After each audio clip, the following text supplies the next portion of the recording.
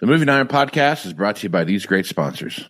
Are you looking to value your equipment more accurately, target the right buyers and close more deals, reach your ideal customer? Then look no further. Fusible isn't just about ag data, it's about action. Our best-in-class solution empowers you to value your equipment accurately, make informed decisions, and find the perfect prospects. Ignite your dealership's growth at fusible.com/movingiron-podcast. Out in the field, every decision counts. You wouldn't plant without testing your soil, so why would you prospect blind? Introducing EDA, your one-stop shop for ag equipment intel. EDA goes beyond specs and prices. You get deep dive data on every piece of equipment like UCC filings that help track ownership changes and uncover potential sales leads. D&B firmographics, which help you understand the financial health and buying power of potential customers. Market trends that help you stay ahead of the curve, and insights on equipment demands and pricings. With EDA, you're not just looking at data, you're seeing opportunity. Find the right buyer, sell smarter, and build lasting relationships. Visit edadata.com for your free demo and unlock the power of knowledge. For over 80 years, Iron Solutions has been your go-to data source for ag dealers, lenders, and manufacturers. Get powerful appraisal and value forecasting tools that fuel profitable decisions anytime, anywhere. Get your free demo at ironsolutions.com. Iron Solutions, confidence in every click. Today, there are many ways to finance ag equipment, but nobody delivers simple, fast, or flexible financing like AgDirect. Learn more about your options to buy, lease, and refinance equipment at agdirect.com.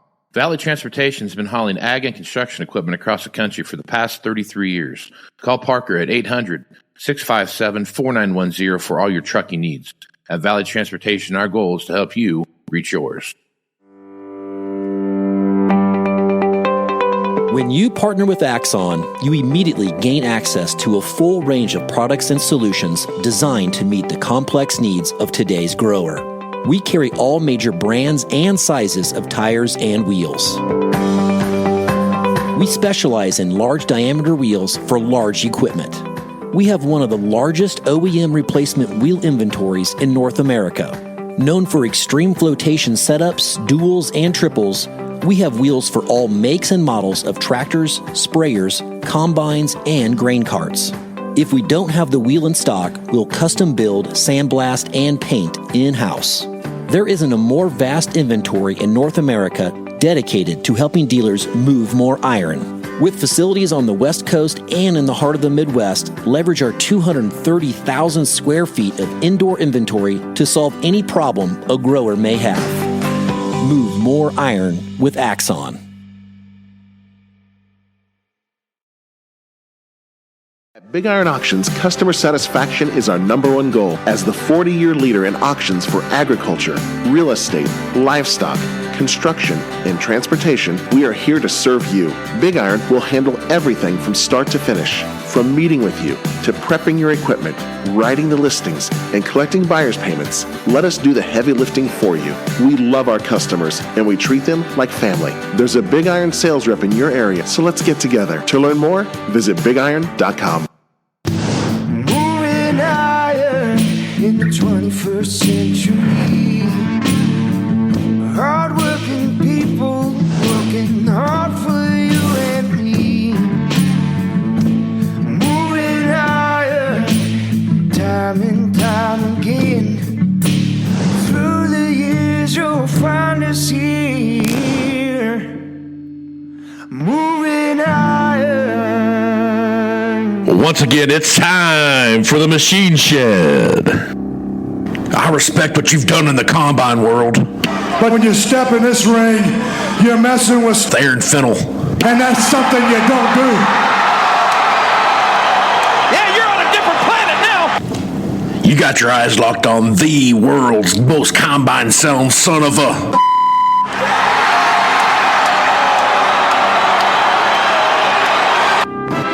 Now, I can't help it that I'm custom made. I can't help it that I look good, smell good, can dance all night long. I can't help it. The Nature Boy. Woo! Last year, Aaron Finnell spent more money on spilled high guard in fields all over Box Butte County than you made. I'm talking about the cinch shirt wearing, sheep raising, kiss still, woo, combine dealing, diesel driving, hay cutting, son of a gun. He's having a hard time keeping his ostrich boots on the ground. Woo!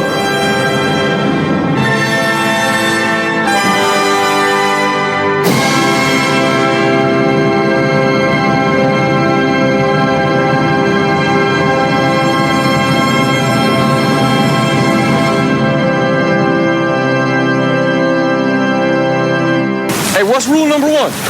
What's rule number one? Party. No, not party. No, it's not party.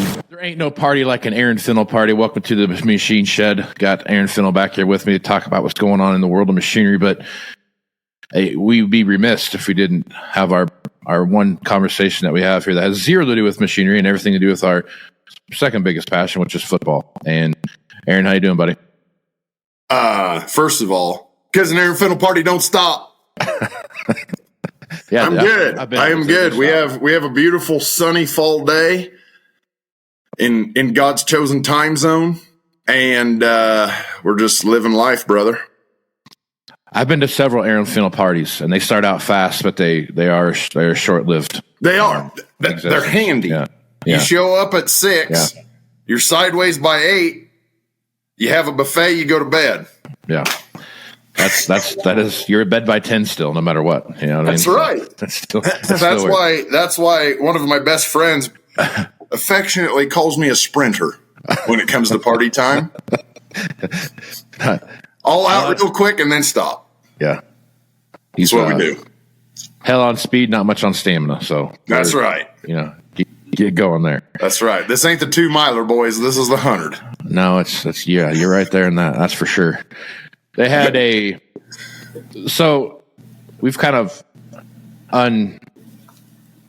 unscriptedly, worked in sports into this. I don't know what we're going to talk about when football's over, because after football's over, I don't know really else to talk about. But we have off season. You have college off season, NFL off season. You have the combine. You have the draft. You have spring football. Yeah, 2 different transfer portal windows.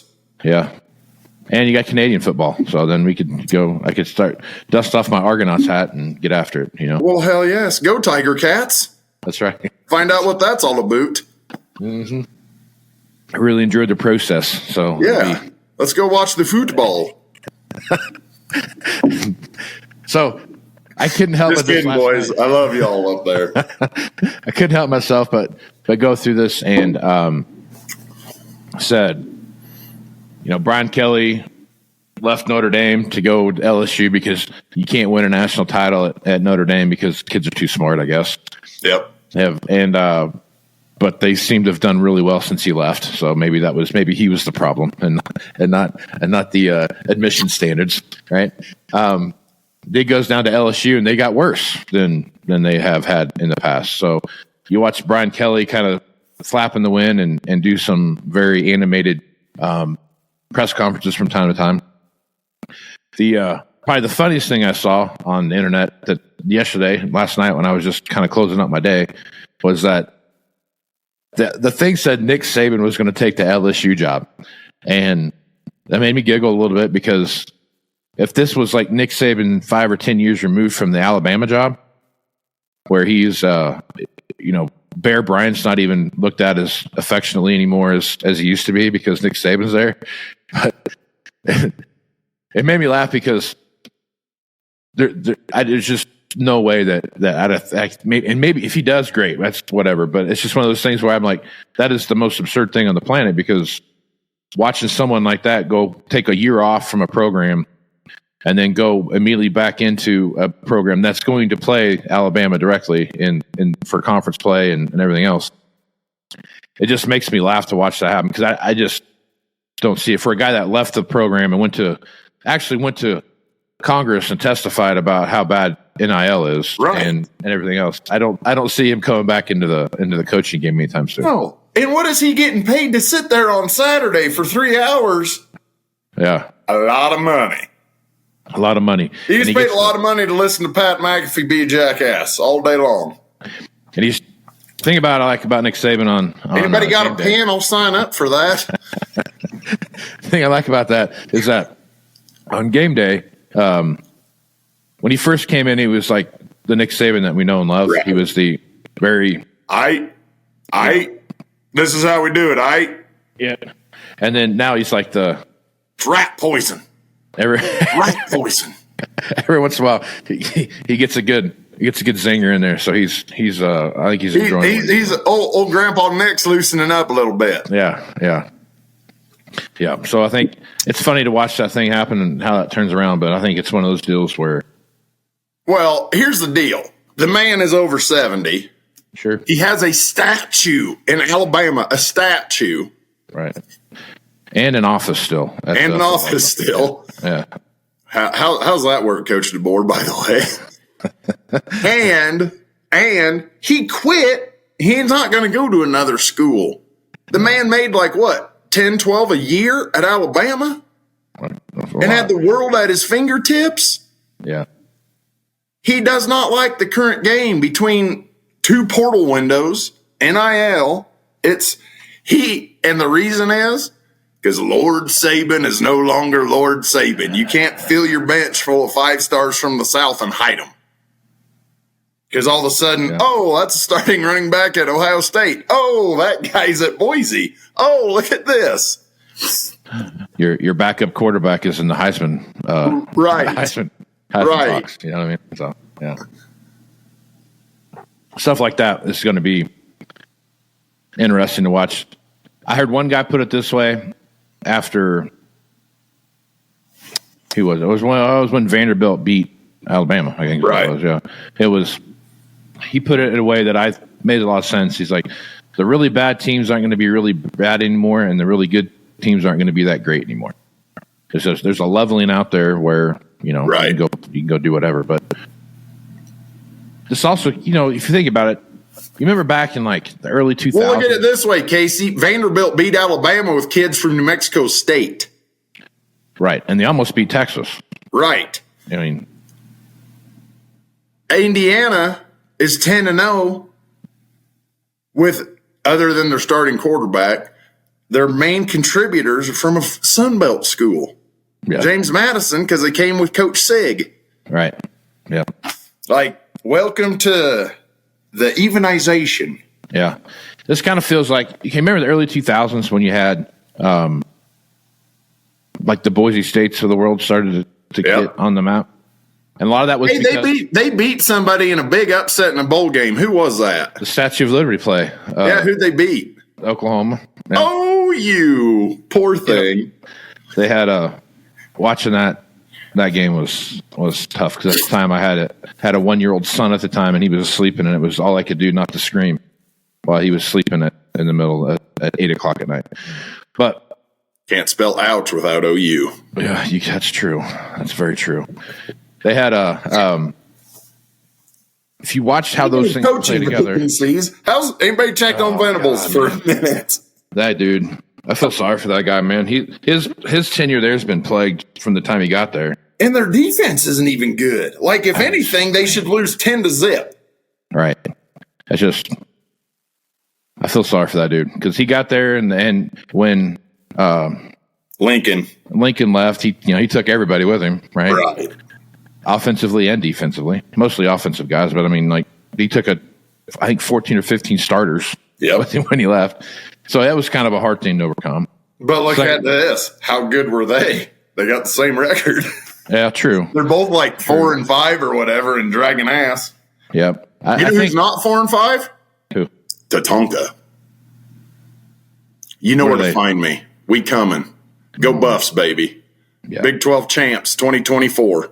Whoa, that's a we're big on title. It. Oh, it's destiny. You're so proud to hang that sign up on your gym wall. Hell yes. Big 12 champs, sort of Big 12. I mean, we have 12 teams still, but I mean, that's no, they don't. They have 16 teams. Conference. That conference went from being one that I enjoyed watching to like, it's like the Mountain West and what's left of the Big 12 had a kid, and that's what we got. No, it's not. It's the Pac-12 and the Big 12 without the Big 12's hammers. why Casey Seymour says he enjoyed Big 12 football for probably a decade, maybe a decade and a half, is because his college team had complete and utter control of that conference. So no, that's not true at all. That's not true at all. If you look at until they played K-State, right? You look at the competitive nature of the Big 12 back in the day, right? How far back? Like 96 when it started? No, it's like mid 2000s. Okay. Like mid 2000s to the 2010s. In that time frame. If you look at that was there. You had a great conference, right? You had Baylor was good, Texas was good, Okie State, Oklahoma State was good. I mean, you watch these rivalry games that come and play with each other, and I hated to watch them because as much as I wanted my team to win, I also didn't want the Big 12 not to play for a national championship. So you'd have Oklahoma State would play each other, right? And they're like, Oklahoma's number 2 and, Oklahoma State's number 7 or whatever, and they go fight and then Oklahoma State wins and now neither one of them get a shot at it. Right, exactly. And then, or Red River Shootout, Oklahoma and Texas play each other and they do the thing. Or Baylor when they were phenomenal, Yeah. They would go play and then all of a sudden you get these games and then it would just you'd watch this with heartbreak because not only then just stupid Pac-10 or Big 10 schools start creeping in there, and then it's just next thing you know, it's just the whole thing. College football, to me, with the way that the conferences have changed today, I don't want to go back to the Big 8. I don't want to do anything like that, but I'm just saying, I liked it when it was so regional, right? The regionality of the conferences made sense. Right. Yep. An LA Why team, is UCF and BYU a conference game? Exactly. And they get worse. Why is Stanford and Syracuse a conference game? Exactly. Right. You got, or why is Rutgers and USC a conference game? Right. You know what I mean? They've made it all about. It's all TV money. That's it. It's all TV money, and that's what it is. And I mean, I get there's a business there, and they got to make money and all that stuff. But when it was the Big 12 made sense because it was just teams in Nebraska, Kansas, Oklahoma, and Texas, Colorado. That made sense, and Colorado, right? Until they were like, we're going to the Pac-12. We're going to go over there because we're as competitive there as we are here, so we're going to go over there and do that. That didn't work. But we'll be back in a decade, everybody. Yeah. The only thing I can say about the SEC is look at Nebraska since they left. There's been nothing but articles about Nebraska is a Big 10 cellar dweller. Right. Yeah. And it's just think if we still had the 1996 Big 12, buddy. That conference, although only 12 teams, you go back to 2010 when Colorado and Nebraska left, and A&M and Missouri the next 2 years. Right. Okay. So you lost 4 teams right there. Nebraska and Colorado were the main 2 in the North. Yep. Other than K-State would pop in there once in a while. A&M was always spoiler routine in the South. And actually when Missouri, back to your point, the early 2000s to 08, Missouri was good. Yeah, they were really good. Gary Pinkel era. Missouri was damn good. Yep. And then they kind of fluttered off, and then they went to the SEC and never to be heard from again until all of a sudden they won the East a couple times over there, and you're like, whoa, what? Yeah. The only conference out there, in my opinion, that still makes sense is the SEC. Where That's because they purposely will not bring in non-touching. Right. So everybody that they have in the SEC is south of Mason-Dixon line. That's why they want FSU and Clemson. That's all that's what that's waiting for, and they'll be done. Give us those 2. We now own the universe. And that's it. Yep. So I think. And this guy will never cheer for one damn team over there, ever. Why? Except Florida. Huh? Why? Because I don't like that. I will never live over there. Well, I won't either, but I'm just saying that's good football. I like my 2000s Big 12. I want to beat you 63-60. I don't. I want to beat you 28-20. 17. And it's we're going to play a little This is called basketball on grass. Everybody, buckle in. I like the games when you win by 60% run, 40% pass. I like having to sub your quarterback at halftime because his arm is so sore from slinging it all over the yard. Yeah, I don't. That's good. You got to have that part of the. You got to have that, but you also need clock management's a big part of. One of us is a tight end. One of us is a guard. Which is which? Yeah. You can't think about tight ends. I remember when tight end seam on one, ready, break. I remember when tight ends would come back over, we'd do offensive line drills, and the tight ends would break off for 7 and 7, and they'd go do that. Then they'd make their way back and grace us with their presence as they came back to work with the offensive lineman. We'd be like, "Oh, look who's coming back! The guy that's not quite fast enough to be a receiver, but not quite good enough to be an offensive lineman." There you go. That's right. Too slow to be a receiver. Yeah. Not big enough to be an O lineman. That was always fun.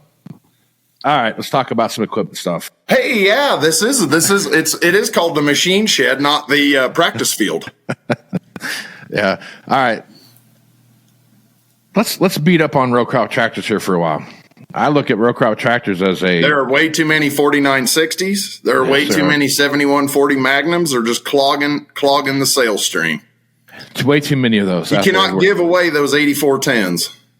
The ones that have been completely overhauled and made 1 year old again, because that's what the biggest issue in the row crop tractor market is the 1 to 2 year old tractors. And that as you look at what's going on here, quarter over quarter numbers are quite impressive, right? So you have almost put it this way, row crop tractors. When I say row crop tractors, I kind of lump everything together anymore because they all kind of run together anymore, right? You go from 175 horsepower plus, so all the way up. With the 500 horsepower row crop tractors that are out there, I kind of everything to me is I just look at it like that, right? I would do this though. Okay. Within the row crop tractor realm, because you are in today's world, you're talking 200 to 500 in some companies. Okay. Yep. Some are as low as 2. And I'm talking, this isn't, Pumas and 7Rs. This is 8s and Magnums. You can get them as low 8s and Magnums and Agcos. You can get them as low as 200. You can get them up to 500. Right. So what I like to do, especially if you look at the last 2 years in the row crop tractor issues, there's a big line in the sand on row crops. 300 plus, 300 minus. Yep. The under 300 horsepower isn't that big a deal because there's never that constant, this farm has 10 of them. And if there are, there's far fewer operations that do. Whereas you get to the 300 plus, your farms have 3 to 6 of them. And every farm does. So that's why me personally, I really think it's a difference of a 300 plus row crop and a 300 minus row crop. All right. No, I totally agree with what you're saying. I think that all you're exactly right.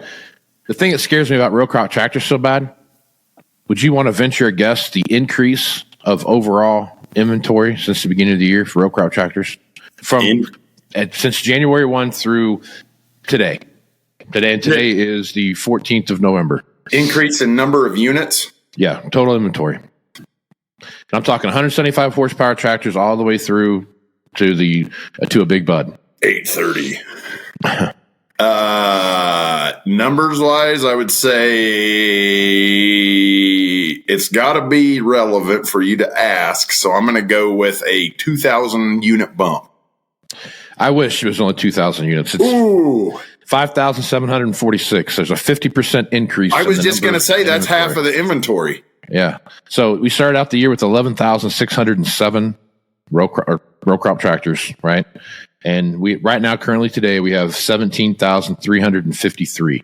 Now, the interesting thing would be what's January to January, because in the dealer world, you get a lot. This is the time of year you typically get a slug of stuff in. And we did. everything went is either slightly flat to trending down, except for row crop tractors. And there were almost 2,000 machine increase between July 1 to the 1st of October, right? Yeah. So you had, July 1 to October 1, basically the third quarter, there were just about there's over 2,000 machines there. Well, there you go. My guess was spot on for the third quarter. Right. Yeah. There's 14,276 to July 1st, and October 1st, there was 16,244. So just about 2,000 machine increase, right? Man. Where you saw the biggest jump, what we've talked about earlier, we've always talked about this, that there's two big delivery dates, right? You got the first quarter, and then late third quarter, fourth quarter is when you see a lot of stuff show up. Yep. Row crop tractors no different. They're going through that first quarter. When you got to April 1, there were 14,150. So you had almost a 3,000 machine increase. Nothing really happened during the second quarter. Pretty flat. I mean, a few hundred machines, and then exploded up. Combines, on the other hand, you started out with 91 in the first year. You saw a rise up to about 10,000. Just 1,000 machines hit the marketplace in the second quarter, stayed flat. And if you go down and look where they're at now, they're 93.20. So just about back to where we started at the first of the year. That trend line is going down. Everything else, as you look at it, basically is about flat to where it started out the first of the year. Some of this stuff has a slight uptick, but I'm going to call that just seasonal deliveries that are making those upticks possible. The reason why combines are so bad, I'm not so bad, this is actually good, why they're so in such a good shape is that they have been utterly micromanaged all the way through the last quarter of 23, all the way through 24, right? If you had a combine on your market on your lot, it was, man, you might as well have the worst possible thing you could think of on your lot. There was no way. A lot of ways I wanted to go with that, but things I didn't want to say because it could get me in trouble. But like a cotton picker in Washington or a ropa in Alabama. Yeah, that'd be good examples of that. So if you're looking at where combines are, and I'm going to say this, and I'm going to probably get a lot of people to tell me I'm crazy, but to me, they're the healthiest thing on the market as far as inventory goes. I'll start that trend. You're crazy. And the reason for that is if you talk to dealers and you went out and talked to guys and they were like, hey, what's going on with what do you guys do in the market? What were your order? Because the thing about this market, this whole industry and equipment business is no different than anything else in farming. That everything good takes a year to show up and everything bad takes a year to show up. Right. You see it all coming, but it just takes a whole cycle for that to come back around. And as you're looking at combines right now, the amount of combines that got sold for 2025 delivery is like a quarter of what it normally is. So the amount of used trades that are going to come in that first quarter of the year, that's typically when we see the biggest spike up in combine deliveries, is that first quarter of the year. And then you'll see something in that late August, September timeframe. But a good chunk of rigs. Yeah. The biggest chunk of that stuff, if you look at where inventory starts at, gets delivered in that first quarter of the year. Right. Because with the exception of the I states where corn and soybeans are all that you grow, and that I-80 corridor thing, most places have a spring crop and a fall crop. They're doing wheat, milo, whatever, they're just whatever they're doing, right? And then they've got small grains and large grain stuff at the same time. I don't see that combines. I think their value or their values are going to keep going down. It's just combines, but their inventory levels are going to keep tracking down. There might be some flatness, but it's going to be a steady. As I look through 2025, it's going to be a steady growth because now if we do hit some good crop numbers, good commodity price numbers, which I think we're kind of headed that way. If you want to upgrade your combine and you want to order a new one, okay, great. You're not going to see that till 26. Right. Because I highly doubt there's a lot of dealerships out there going like, you know what, we feel good about our combine marketplace. We're going to order 15 new ones to set on the lot for speculation. Like, no one's doing that, right? No, that is correct. And nobody's doing that. The only machine that's out there right now that guys are going to speculate on from a dealership perspective to have for stock in any kind of volume is going to be tractors, a row crop tractor, loader tractors.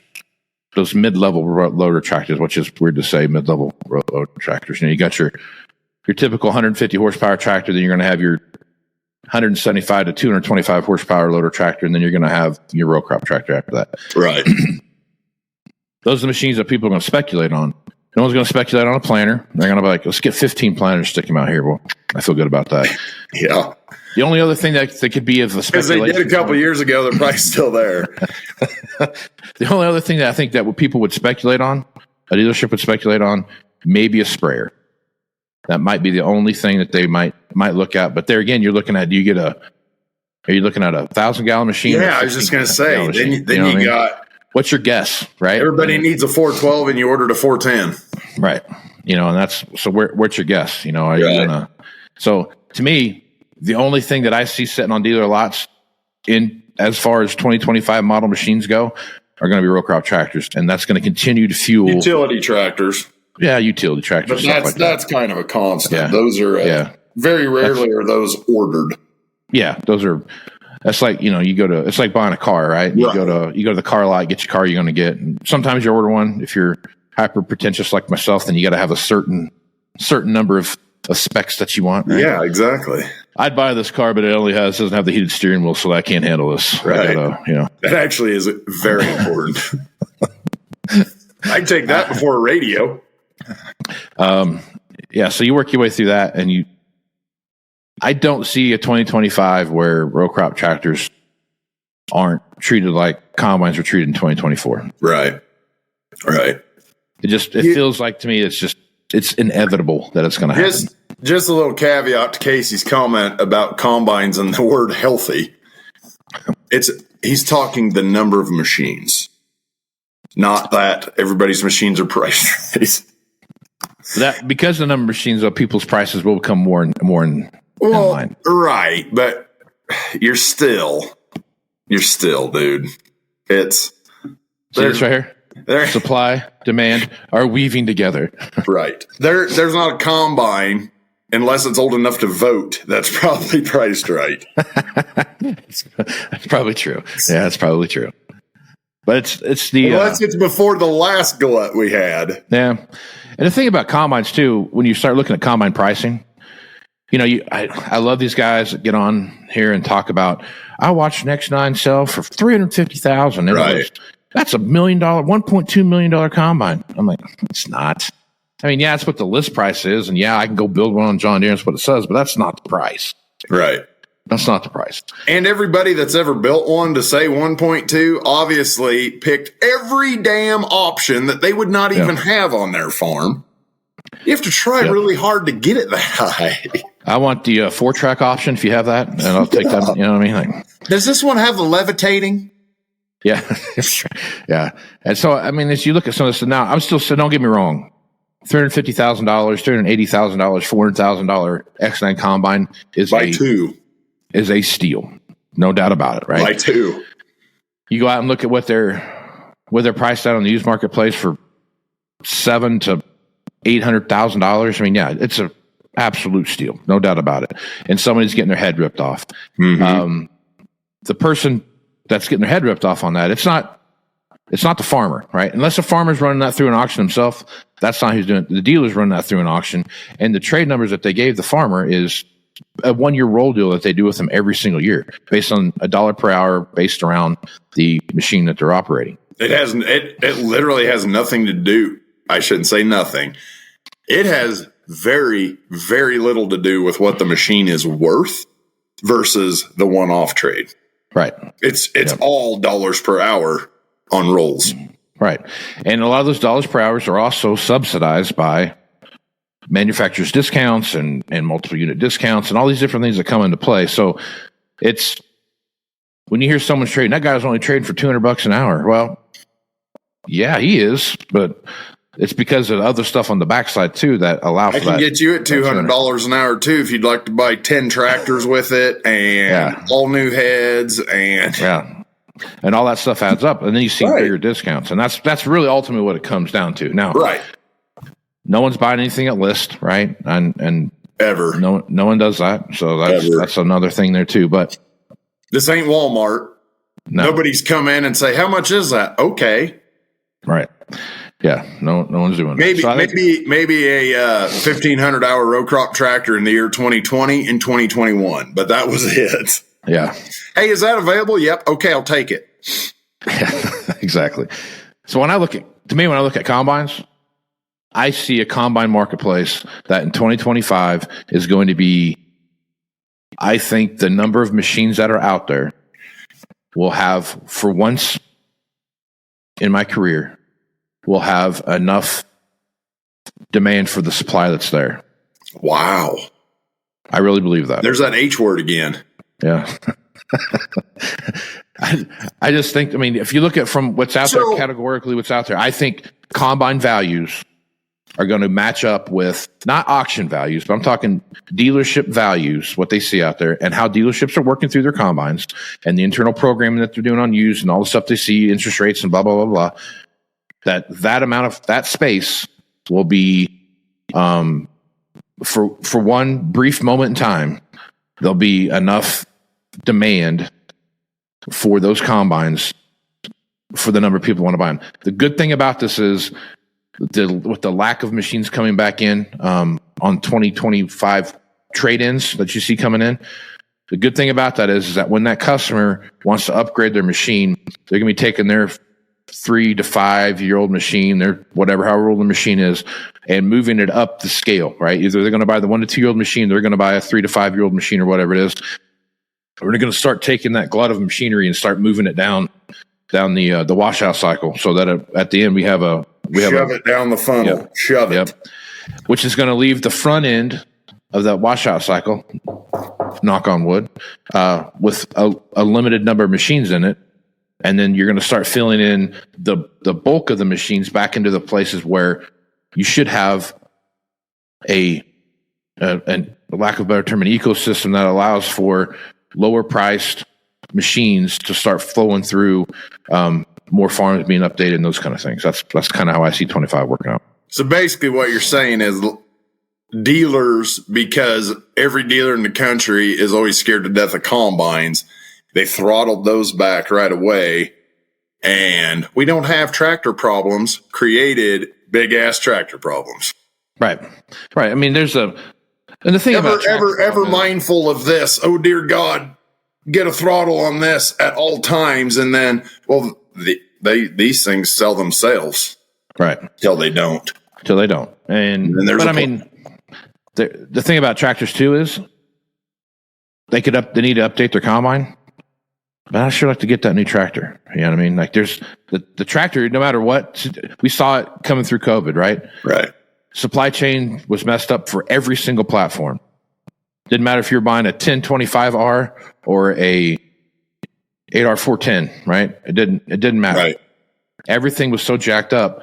But what was flying off the shelves at the dealers' lots? It was used tractors. It wasn't. Yep. I mean, combines had their moment in the sun for about 36 hours. Yeah. You know, day and a half or so, and then they were like, "Oh, it's a combine, okay." And then we kind of went back to it. But I mean, everything, even like sprayers had that run. Planters to some extent had that run, but not really. There's just a lot of new planters that got sold. I can't say that a bunch of them came back in on trade, obviously, but the problem with planters is they were so throttled back 12 to 14 after everybody, the world was full of 24 rows at auction. Yep. Guys really didn't do much in planters until $7 showed up again, and then everybody went and got a planter again. Mm-hmm.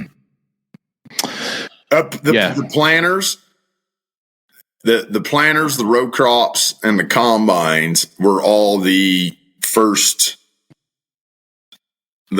grabs of prosperity. I kind of look at. And that's why they all have problems. The dealers immediately shut combines off. Yeah, that's always the first thing to get. Right. Always. Just perpetual fear. Yep. Planters in the I-states were a huge mess the last 2 years, 23, 24. Yeah. And they've throttled those way back now too. So, but you still don't hear guys really, how many different colors of dealers that we talked to last week, and the throttle and tractors back is just not something guys really talk about like they should be. You know what I mean? Yep. A lot of dealers put together these mini size multi-unit deals, and those machines in the used market actually come in worse than a onesie twosie. They're nowhere near the big discount multi deals. And those things are a huge problem, and they are what's created a problem for everybody in the country with all the colors. Yep. So I was thinking about this. Jump back here to planters. I was thinking about this. And the other reason for that, Casey, I know obviously you know this, but for audience and whatnot, the biggest kicker with that is you have everybody goes and does this for all the colors. And it's always the reason we don't have this is because when things are down, you always have those top level multi-unit guys. They do it every year. Once those guys get far enough down the road, they almost have to. Right. That's just how they're set up with cash flow, payments, all that stuff. Those are always there.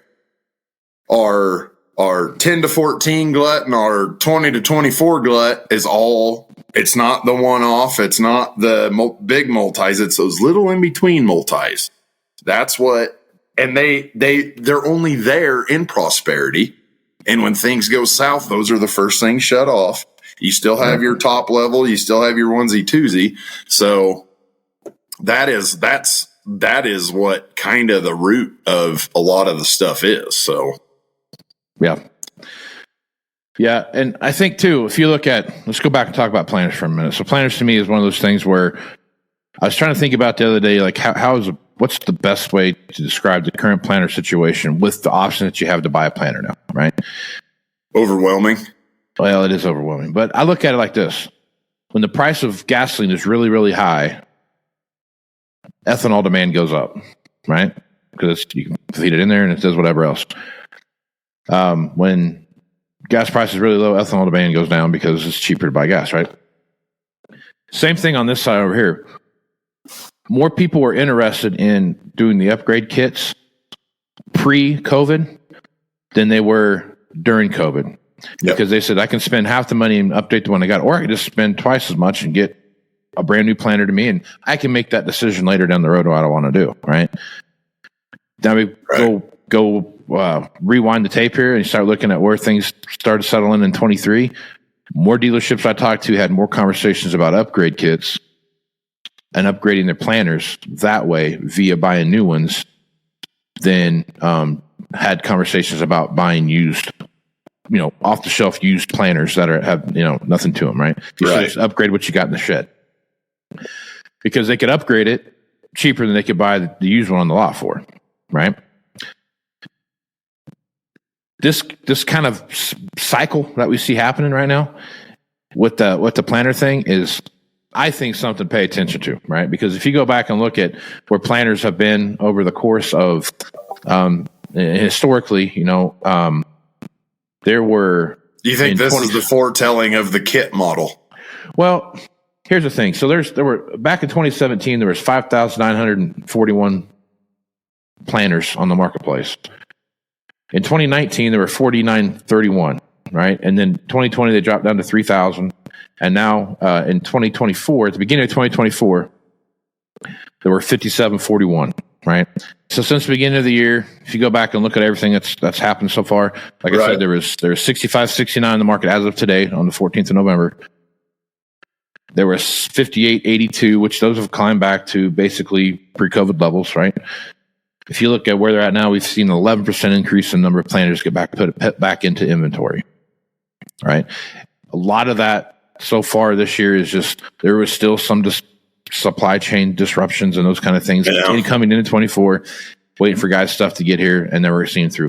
Not like a huge number of machines have come back in. You've seen about 1,000 come back into there. So a huge supply of machines that are out there. I think moving forward, as you look at this, and depending on what the prices do, will heavily dictate what people decide to do. Do I update what I've got, or do I go get a used one off that's not been updated, or do I go look at buying the new one? And I think, to me, the two objects out there that are, I think, damned a little bit in 2024 or 2025. Roll car tractors, we talked about that, but I think planters are going to play a big role in that too. You can see, if you go all the way back to 2014, there was something like 8,000 some odd tractors or planters on the marketplace. Right. Back then. And that was, but those were $175,000, $225,000 new planters back then. Right. 24 rows. And that's with everybody's, 17 layers of openers and cleaners add-ons, and everything, everything else that was there. So. Part of back to my comment about overwhelming, it really is. I mean, it used to be, do we fix ours or trade? Now it's, I could trade, and I could trade for used. I can trade for a used kit planner. It's already got on there what I'm going to put on there, and it's already done. Right. I can trade for new. I can make mine new, and not just openers and, bushings, like tech new. There's so much to pick from. It's like, what do you do? Right. That's what and this might be my simpleton mind, but I think that'll play into it as much as anything with your comment about planners being on the struggle bus yet. Yeah. And I think too, if you look at the moving parts that are associated with that, my fear with the planner marketplace is that there's so many options that the used inventory that's out there is just going to be there. Like there's no churn that you can have where you're going to be able to move those things down unless you just take them all and say, hey, we're going to take collectively the dealerships get together and say we're going to take 2,500 planners to the market, to the auction market, and be done with them. Mm-hmm. And then you're in a position where I think you can do some stuff like that. But man, I'll tell you what, it's not. Right now, it's just the trend that you see happening is I just worry about where that ends up being at. So I get it. I concur. All right. Well, I think we covered a lot of ground there. We have. So probably a good place to stop. We got the practice field all mapped out, baby. Yeah, something like that. Aaron, folks want to reach out to you. What's the best way to do that? Well, you can call me or text me, 308-760-1193. You can find me on social media at Facebook and at Twitter or X by my name. On Twitter or X, I do have I throw some wholesale deals out there time to time. It's worth paying attention to. And you can email me, aaron.fintel@movingironllc.com. Right on. Casey Seymour, you can find me at Facebook, X, and Instagram at Moving Iron LLC. Go to LinkedIn at Moving Iron Podcast. Check out the YouTube channel, which is the Moving Iron Podcast YouTube channel. TikTok at Moving Iron Podcast, as well as movingironllc.com for everything Moving Iron related. I want to throw this out there real quick. Everyone that came to the Moving Iron Summit this year, we had one of the biggest shows that we've ever had. And I was a little worried because of where the economy was, but I think it shows you the power of what networking does, and especially in times like this where you've got everyone's trying to figure out what the right answer is. Getting together with your peers, whether in any industry that you're in, is a great time to see what they're doing and how they're handling it. And I think that's what the core part of what the Moving Iron Summit is. So, thanks to all the sponsors for that, and I really appreciate that, and I really appreciate everyone showing up and being a part of that. So, looking forward to next year. Going to be down in Austin, Texas. We're going to go down on the Dirty Six and see if we can't see what kind of trouble we can't get into down there for stars that night are big and bright, deep in the heart of Texas. Every time I hear that song, I think about Pee-wee's Playhouse. Me too. Every time, big, dude. Pee-wee's Big Adventure. Every time I see that. So, yeah. Yes. Where's my bike? Yeah. So that's every time I hear that song. That's the first thing I think about. So, Aaron, appreciate you, buddy. We'll catch you again. Have a good Thanksgiving if I don't see you, and we'll catch you again soon. Absolutely. All right. So with that, I'm Casey Seymour with Aaron Finnell. Let's go smart, folks. Out.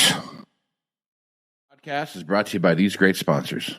Are you looking to value your equipment more accurately, target the right buyers and close more deals, reach your ideal customer? Then look no further. Fusible isn't just about ag data, it's about action.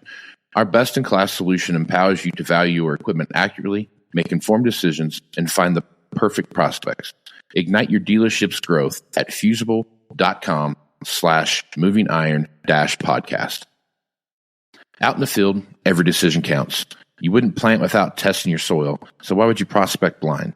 Introducing EDA, your one-stop shop for ag equipment intel. EDA goes beyond specs and prices. You get deep dive data on every piece of equipment like UCC filings that help track ownership changes and uncover potential sales leads. D&B firmographics, which help you understand the financial health and buying power of potential customers. Market trends that help you stay ahead of the curve and insights on equipment demands and pricings.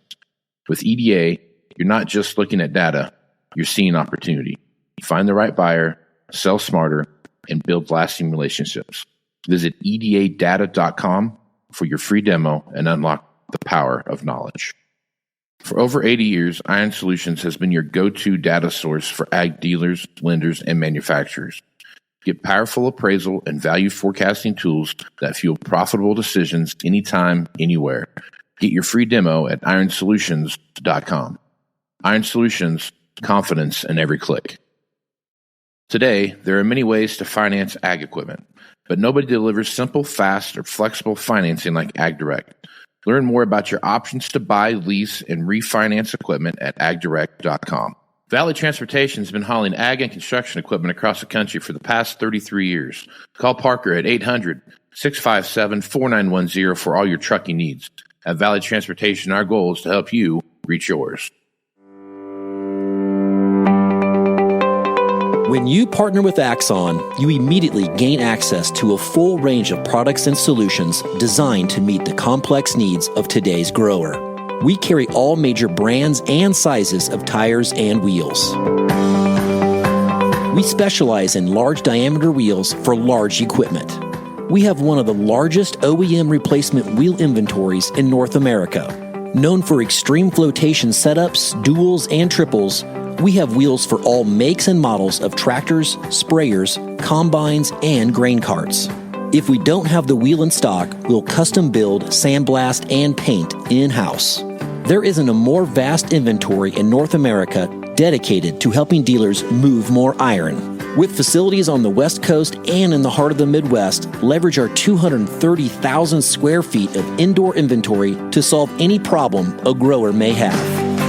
Move more iron with Axon. At Big Iron Auctions, customer satisfaction is our #1 goal. As the 40-year leader in auctions for agriculture, real estate, livestock, construction, and transportation, we are here to serve you. Big Iron will handle everything from start to finish. From meeting with you, to prepping your equipment, writing the listings, and collecting buyer's payments, let us do the heavy lifting for you. We love our customers, and we treat them like family. There's a Big Iron sales rep in your area, so let's get together. To learn more, visit bigiron.com. Moving iron in the 21st century.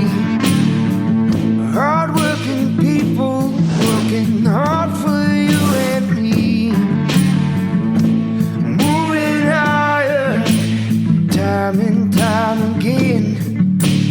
Through the years you'll find us here.